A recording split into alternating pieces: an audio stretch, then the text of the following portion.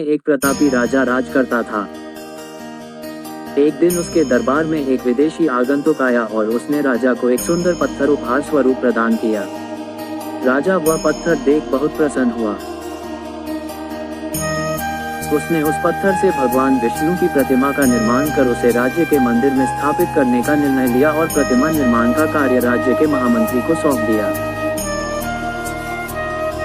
महामंत्री गांव के सर्वश्रेष्ठ मूर्तिकार के पास गया और उसे वह पत्थर देते हुए बोला, महाराज मंदिर में भगवान विष्णु की प्रतिमा स्थापित करना चाहते हैं। 7 दिवस के भीतर इस पत्थर से भगवान विष्णु की प्रतिमा तैयार कर राजमहल पहुंचा देना।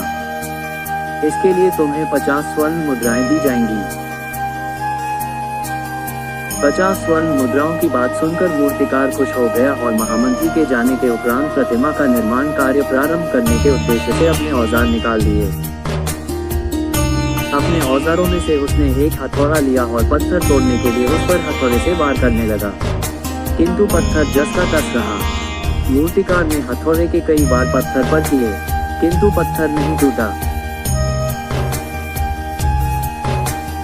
50 बार प्रयास करने के उपरांत मूर्तिकार ने अंतिम बार प्रयास करने के उद्देश्य से हथौड़ा उठाया, किंतु यह सोचकर हथौड़े पर प्रहार करने के पूर्व ही उसने हाथ खींच लिया कि जब 50 बार करने से पत्थर नहीं टूटा तो अब क्या टूटेगा। वह पत्थर लेकर वापस महामंत्री के पास गया और उसे यह कह वापस कर आया कि इस पत्थर को तोड़ना नामुमकिन है, इसलिए इससे भगवान विष्णु की प्रतिमा नहीं बन सकती। महामंत्री को राजा का आदेश हर स्थिति में पूर्ण करना था, इसलिए उसने भगवान विष्णु की प्रतिमा निर्मित करने का कार्य गांव के एक साधारण से मूर्तिकार को सौंप दिया। पत्थर लेकर मूर्तिकार ने महामंत्री के सामने ही उस पर हथौड़े से प्रहार किया और वह पत्थर एक बार में ही टूट गया। पत्थर टूटने के बाद मूर्तिकार प्रतिमा बनाने में जुट गया। इधर महामंत्री सोचने लगा कि काश पहले मूर्तिकार ने एक अंतिम प्रयास और किया होता तो सफल हो गया होता और 50 स्वर्ण मुद्राओं का हकदार बनता।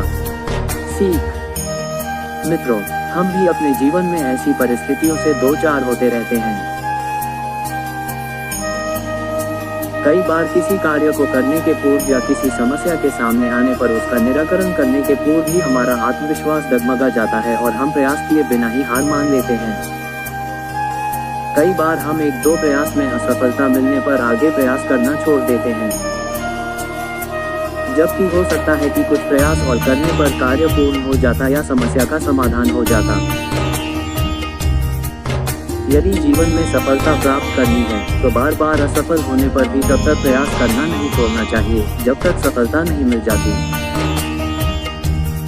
क्या पता जिस प्रयास को करने के पूर्व हम हाथ खींच ले वही हमारा अंतिम प्रयास हो और उसमें हमें कामयाबी प्राप्त हो जाए।